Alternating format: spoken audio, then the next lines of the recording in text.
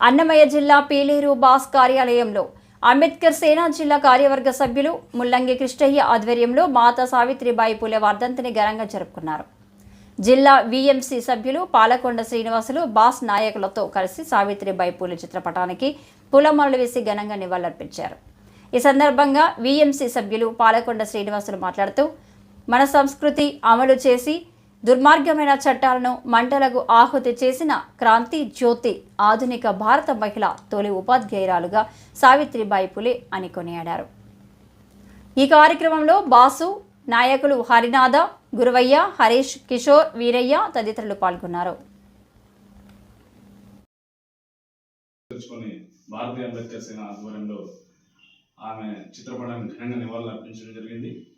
చదువులకు నోచుకోకుండా స్త్రీలు భారతదేశంలో ఎంతో ఇబ్బందులకు గురవుతున్న నేపథ్యంలో ఆమె ఈ భారతదేశంలో ఉన్నటువంటి అట్టడుగు స్థాయి వర్గాల ప్రజలు చదువుకుంటేనే భారతదేశంలో అభివృద్ధి చెందుతుందని చెప్పేసి ఆకాంక్షించి తన భర్త సహకారంతో ఈ భారతదేశంలోనే మొట్టమొదటి పాఠశాలను స్థాపించి బలహీన వర్గాల్లో ఉండే మహిళలతో పాటు అగ్రవాల పేదలకు కానీ వంటగతి పనులు మహిళలను సైతం ఆమె మేల్కొల్పి పాఠశాలను ప్రారంభించింది.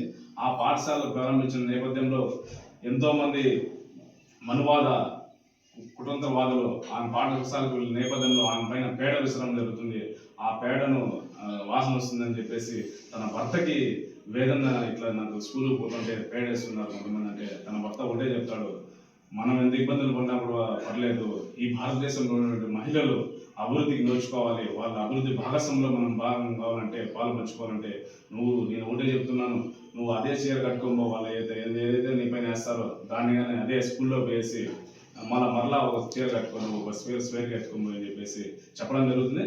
ఆమె తన భర్త యొక్క ఆచరణను పెట్టుకొని ఎవరైతే వాళ్ళ ప్రభుల పెత్తందారులు వేడేస్తారో దాన్ని స్కూల్లో మార్చుకోవడం, మళ్ళీ ఆ స్కూల్లో అయిపోతానే అదే శారీ కట్టుకొని అట్లా ఎంతో ఇబ్బందులకు గురయ్యి ఈ భారతదేశంలో నుండి ప్రజల మహిళలకు విద్యను అభ్యసించింది. అదేవిధంగా ఈ భారతదేశంలో అనేక పాఠశాలకు పునఃప్రారంభించిన పూలే దంపతులు. అదేవిధంగా ఆమె ఎన్నో అవమానాలకు గురైనా కూడా తన యొక్క ఆశయాన్ని ఎటువంటి సందర్భంలో వెనకలేదు.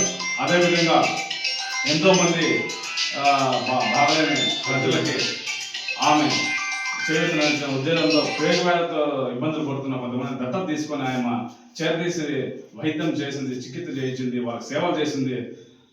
తదనంతం తన శ్వాస పేగువ్యాధితో ఇబ్బందులు పడుతున్న మహిళలకు సేవ చేసి పేగువ్యాధితో చనిపోయింది. మనం అందరం ఆయన యొక్క ఆశయ సాధన కోసం మహిళలు అయితేనేమి భారతదేశంలో వాళ్ళందరూ పాలు పంచుకొని ఆమె ఆశయ సాధన కోసం పనిచేయాలి.